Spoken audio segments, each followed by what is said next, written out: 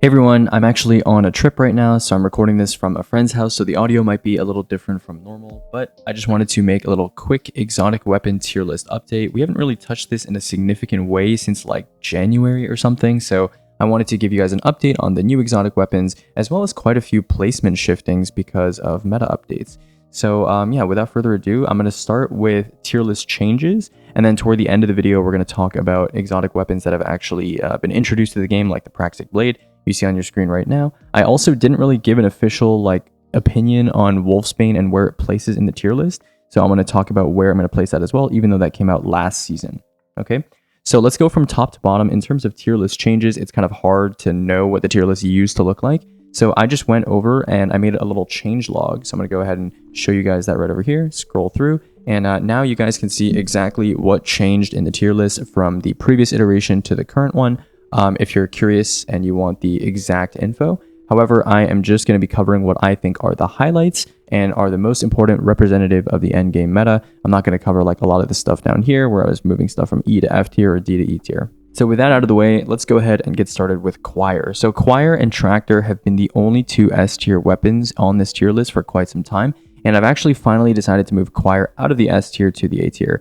Now, a lot of you that have used Mint Choir in ability add clear builds or in contest settings and stuff like that, you probably know what I'm talking about. And it's not that Choir 1 got worse. It's certainly still excellent, still a good multi-tool, still hit scan, ranged, great ammo economy, just excellent overall. But the thing with Choir is that ability add clear is kind of power creeping it, and there's a lot of contest and endgame instances where you want to use a different exotic strictly for utility purposes rather than for raw add clear. So weapons are great and all, but you have stuff like Getaway, you have Consecration, you have Bonk, you have, Hunter with Grapple Melee, even that for Add Clear, Gunpowder. All these different changes that are occurring in the sandbox make our priorities in the endgame meta, shift out of having a weapon that's raw Add Clear versatility in that regard, and maybe more towards utility, or maybe more towards boss damage, which Choir is not the greatest at, right? So Choir, just because of that step down in terms of, its endgame niche, I say niche, but it's quite large, obviously, being encroached on by other options, I just decided to move it down one tier. Because, compared to Tractor is kind of universal, and nothing can ever really replace it. Next, we have Still Hunt. This one doesn't really need too much of an explanation. Used to be in the B tier, got reverted to its final shape state. While I don't think it's like an S tier weapon in that it's completely dominating everything, it's very, very strong now, and I think A tier is fine for it. Okay, next we have Ergo Sum.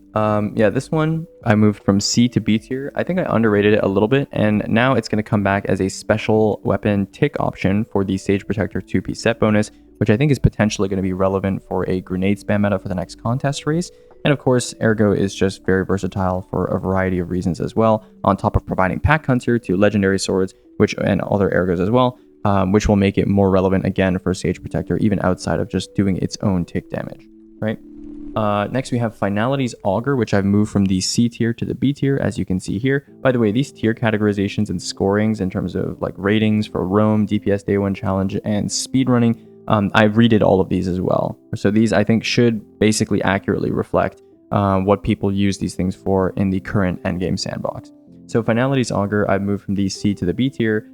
This past contest really just showed it is the king of consistent ammo restricted damage, aka contest damage. No matter what kind of boss Bungie throws at you, this thing is almost always going to be relevant and usable, and not really have any ammo issues. It's not maybe going to be the most optimal thing for damage, as you saw people use it on Harrow, you saw people use it on Seer, and on those two encounters, there were other options that were technically better on paper, but people definitely cleared on Finality. So it's a super, super easy option to just, if you want a first draft on what you should use for damage on any encounter, Finality is a super safe pick, right? With the Legendary Special Flavor of the Month option, right? So Finality, been a long-standing king. I have to give it the B tier. Okay, next up we have Navigator. Navigator, I've dropped from A tier to B tier, and the reason for this is because certain weapons and ability setups are kind of creeping into grapple territory these days, and while Navigator is very strong and you can give teammates Woven Mail and stuff like that, it's not, I don't want to say it's like class defining or completely meta defining like Still Hunt, Parasite, and Choir are. So I think it's fair that, its exotic effect is, it's strong, but it only enables like one playstyle, right? So I didn't really want to have it in the A tier. If I were to rate the Grapple Melee, playstyle itself, maybe that would be a different story, but Navigator is only one part of that puzzle. Next we have Divinity. Divinity, I've moved from the D tier to the C tier. This one's fairly self-explanatory because, you know, return of the precision meta potentially with the heavy sniper and, you know, Izzy and, you know, just the new dungeon, special sniper, conspiracy honed. So, you know, because of that stuff like that, Div naturally just moves up because we haven't had a precision weapon meta in forever. Next we have Legend of Acrius.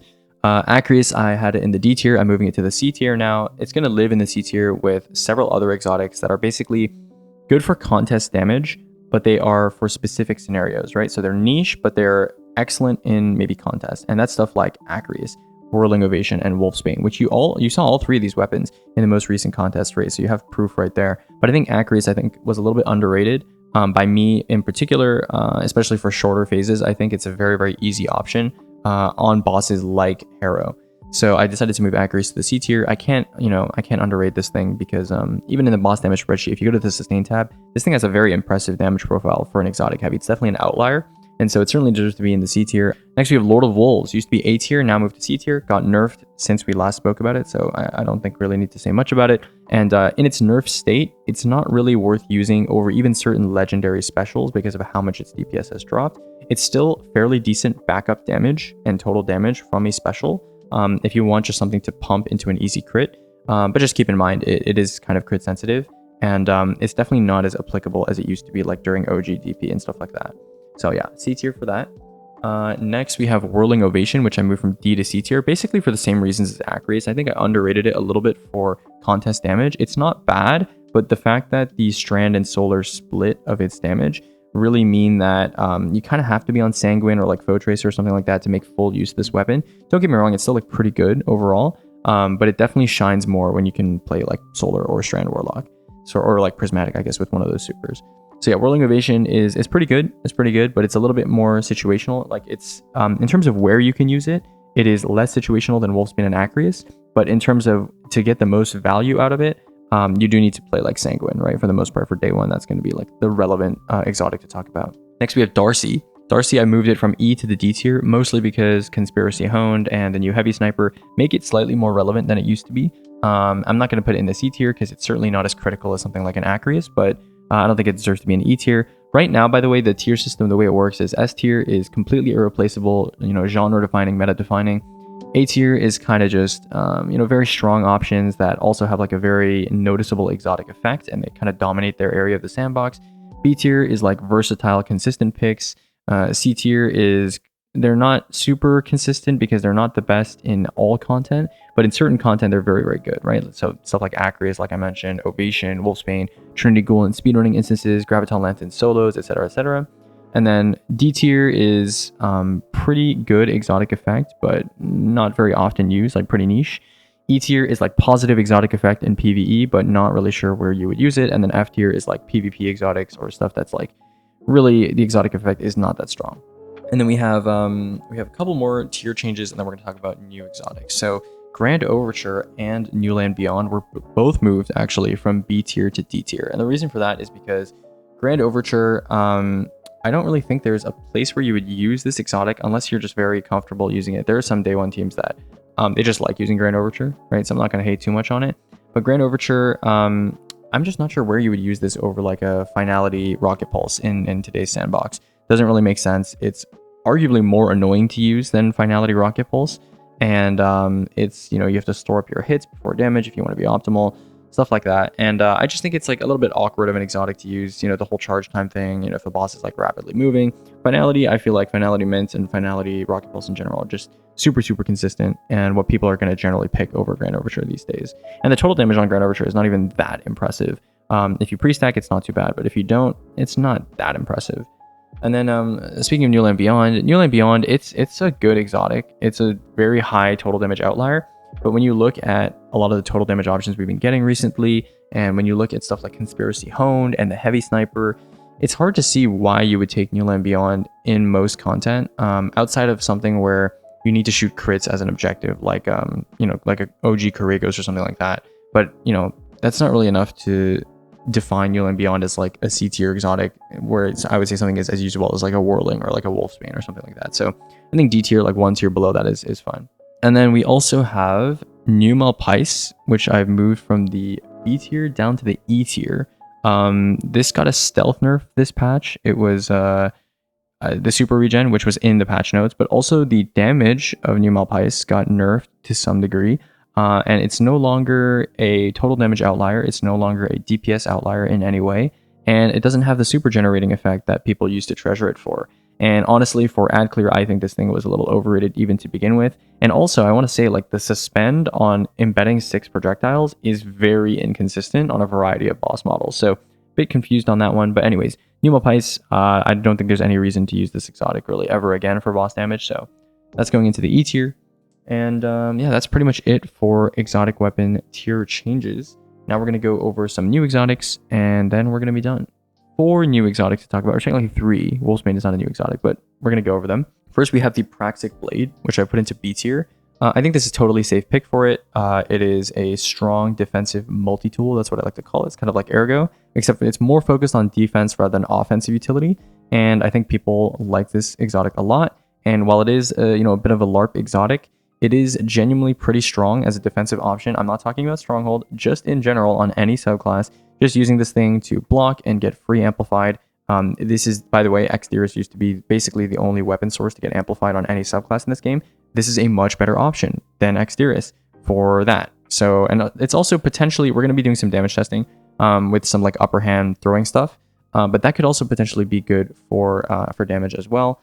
In terms of its normal, like, 3 light, 1 heavy combo, its damage is not amazing, right? It's not as defining as like Ergo, but it's very easy to use, and you basically cannot run out of ammo with this thing. So yeah, just very versatile, jack of all trades, master of none kind of exotic. So yeah, I went ahead and placed that in the B tier. We have Wolfsbane, which is in the C tier. Like I mentioned earlier, the C tier is kind of where I put exotics like Whirling, like Acrius, that are pretty good for DPS, but they're not to be used all the time, and they're kind of contest contenders, I guess. And Wolfsbane kind of fits that bill. I will say though, Wolfsbane is a bit annoying to use on boss models that are fidgety like Harrow, as I'm sure some of you may have discovered. Even Seer, if that guy like moves around and you don't like do the laser thing, and you don't bait that at a time, Wolfsbane can definitely be a bit annoying. So just be aware of that when you're using it, even compared to normal swords, just like getting the hit reg of the heavy attack and stuff like that, and just getting sent flying around. If you ever get stomped while you're using Wolfsbane, it's definitely very annoying. Yeah, just going to go ahead and place that into the C tier. Also, these are all alphabetically ordered, as you saw on the right side here. These are in no particular order. So just so you know, exotic weapons in particular, because they're so different from each other, I don't rank within tiers because it just doesn't make sense to. Okay, 2 more exotics. We have Heirloom. Heirloom, I went ahead and placed it into the E tier. This is basically, like I said, the tier that positive effect technically in PvE as an exotic, and it's a decently good effect, but it is not very good otherwise. I use Heirloom we were doing GM farms of Warden of Nothing, and I was on Contra, and I was using Heirloom for Unstop, but that is basically the only place I would ever use this weapon for anything in Endgame. The charge time is just too unbearable, too annoying, and the damage profile, at least for boss damage, and honestly just for ad clear, is pretty terrible in my opinion. So yeah, Heirloom into the E tier. And then finally, our last exotic, Service of Luzaku, the new kind of Lucent Hive themed machine gun, which makes a bunch of threadlings and threadling nests. This is cool. It's had some applications for solo stuff, like people have tried to do core dunks and / drops with it. So you can, have a core in Taniks, and you can pick up the tangle from a nest and it will like drop the core. But then you can be on a sword and stuff like that. So it's not necessarily super applicable. Maybe there's some cool tech with it in the future, but the actual base exotic, the support frame effect is not that potent, especially when you can get that from a legendary primary and not use your exotic heavy slot for it. And the threadling nests, they're nice, right? It's nice to spam threadlings. If you're on like Strand Warlock, there's definitely synergy here, but it's not particularly amazing. So I just placed it into the E tier. I don't think it's really deserving of being in the D tier, given some of the exotics that we've talked about there. Whether we're talking, like New Land Beyond or Grand Overture and stuff like that. So yeah, that is pretty much it for this exotic weapon tier list update. Hopefully the audio isn't too bad. And I think the next video, we are going to talk about perks, origin traits, and set bonuses. Hopefully all in one video. I'll try to cover that pretty quick.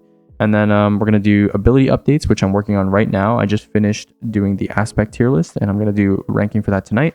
And yeah, that's pretty much it. We'll do a couple more tier lists. I have some speedrunner friends that I'm on this trip with, and we might do some like tier listing IRL, where we all kind of get on this mic and and talk about like rating counters and stuff like that and where we think they rank. So I think that'd be some pretty fun content. But yeah, that's pretty much it. And I'll see you guys later.